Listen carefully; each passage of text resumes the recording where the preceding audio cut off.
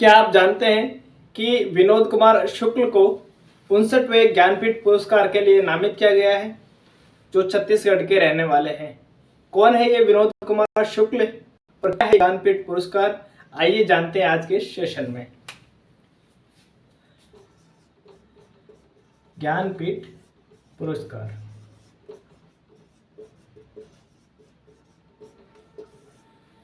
देखो अभी हमने बात की कि विनोद कुमार शुक्ल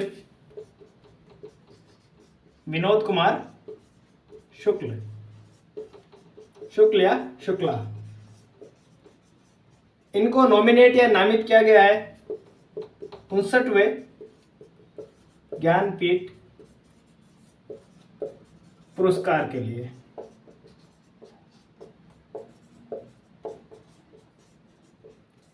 देखिए आने वाले एग्जाम्स में करंट अफेयर्स के हिसाब से ये आपके लिए इंपॉर्टेंट हो सकता है। आने वाले एग्जाम में इनसे क्वेश्चन पूछा जा सकता है।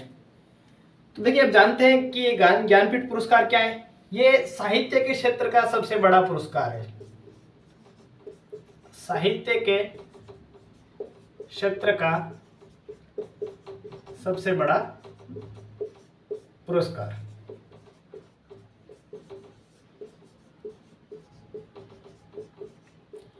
यानी लिटरेचर के हिसाब से अगर कोई सबसे बड़ा पुरस्कार है वो है ज्ञानपीठ पुरस्कार। और 59वें ज्ञानपीठ पुरस्कार के लिए किसको नामित किया गया है आपने? ये विनोद कुमार शुक्ल को नामित किया गया है। ये विनोद कुमार शुक्ल कहाँ के हैं? ये छत्तीसगढ़ के हैं। और छत्तीसगढ़ से ज्ञानपीठ पुरस्कार पाने वाले ये प्रथम व्यक्ति है। छत्तीसगढ़ के प्रथम व्यक्ति, छत्तीसगढ़ के प्रथम व्यक्ति जिनको ये पुरस्कार मिला है वो कौन है?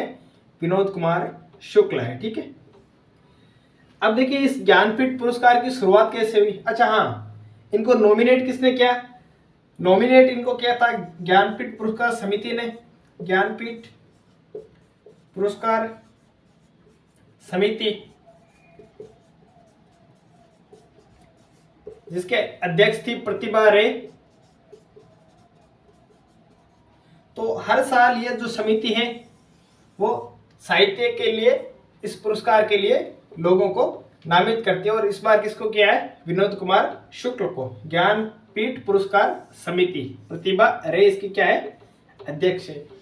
देखिए 1961 में इस पुरस्कार की शुरुआत हुई थी। देखिए ज्ञानपीठ का मतलब ये साहित्य के लिए खोज करना है ना, साहित्य की खोज है। तो साहित्य की खोज समिति जो ये ज्ञानपीठ समिति है, इसकी स्थापना 1961 में की थी। किसने की? सौ शांतिलाल जैन और इनकी पत्नी थी रमा जैन। इन्होंने इसकी स्थापना की थी। ठीक है, 1961 में। लेकिन ये जो ज्ञानपीठ पुरस्कार है वो प्रथम बार दिया गया। कब दिया गया? 1965 में। किसको दिया गया? जी शंकर कुरूप। ये क्या है? मलयालम कवि थे या मलयालम लेखक थे ये। और ये जो अपने विनोद कुमार शुक्ल है, ये क्या है? एक हिंदी लेखक है। हिंदी लेखक प्लस कवि है, प्लस और क्या है? ये निबंधकार है, निबंधकार। तो देखिए ज्ञानपीठ पुरस्कार साहित्य के क्षेत्र का सबसे बड़ा पुरस्कार ज्ञानपीठ पुरस्कार। 59वें ज्ञानपीठ पुरस्कार के लिए किसको नामित किया गया है? विनोद कुमार शुक्ल को। विनोद कुमार शुक्ल कौन है? एक हिंदी लेखक है, हिंदी कवि है और एक निबंधकार है। छत्तीसगढ़ के ये रहने वाले हैं और छत्तीसगढ़ के ये प्रथम व्यक्ति है जिनको ये पुरस्कार मिला है। ज्ञानपीठ पुरस्कार के लिए व्यक्तियों को नामित कौन करता है? तो एक ज्ञानपीठ पुरस्कार समिति है, वो इनको नामित करती है और इसकी अध्यक्षता इस बार की थी प्रतिभा रे ने। ज्ञानपीठ पुरस्कार समिति, इसकी जो शुरुआत हुई थी या जो इसकी स्थापना हुई थी 1961 में हुई थी।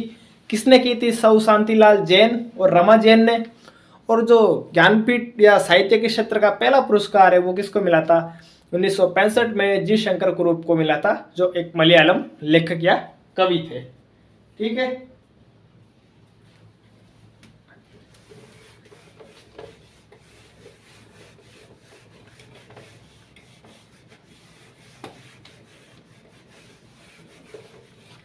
अब देखिए, जानते हैं कि किन किन भाषाओं के लिए यह पुरस्कार मिलता है। भाषाएं,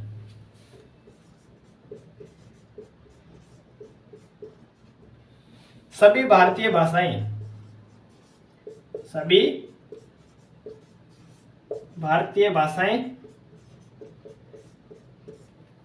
जितने भी भारतीय भाषाएं, उनमें कोई भी लिखा उपन्यास, उनमें लिखा कोई भी निबंध या उनमें कोई भी लिखी कविता, तो उनके लिए आपको ये ज्ञानपीठ पुरस्कार मिल सकता है। प्लस अंग्रेजी भाषा, अगर विदेशी भाषा को शामिल किया गया है तो विदेशी भाषाएं कौन सी है? अंग्रेजी। अंग्रेजी के अलावा अगर कोई सी भाषा है, उसके लिए आप इस पुरस्कार के लिए नॉमिनेट नहीं हो सकते। पात्रता की बात करें, जो लेखक है वो भारतीय लेखक होना चाहिए, ठीक है। भारतीय लेखक या जो कवि है वो क्या होना चाहिए? भारतीय होना चाहिए। अगर हम पुरस्कार राशि की बात करें,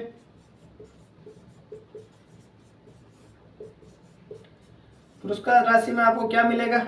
10 लाख रुपए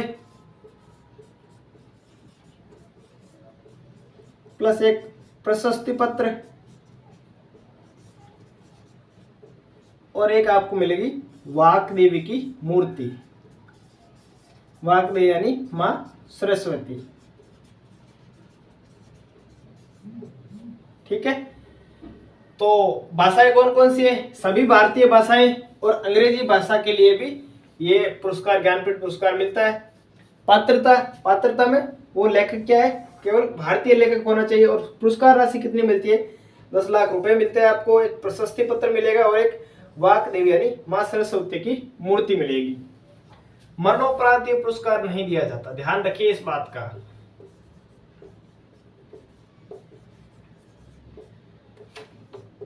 पुरस्कार नहीं दिया जाता,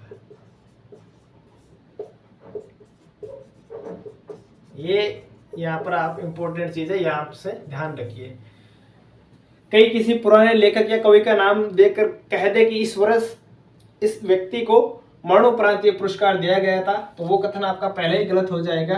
आप सीधा ध्यान रखिए कि मरणोपरांत ये ज्ञानपीठ पुरस्कार नहीं दिया जाता। तो आज का ये टॉपिक हमारा था ज्ञानपीठ पुरस्कार के बारे में। उम्मीद करता हूँ कि चीज़ आपको पसंद आई होगी और अच्छी लगी होगी और आपके लिए ज्ञानवर्धक रही होगी। धन्यवाद।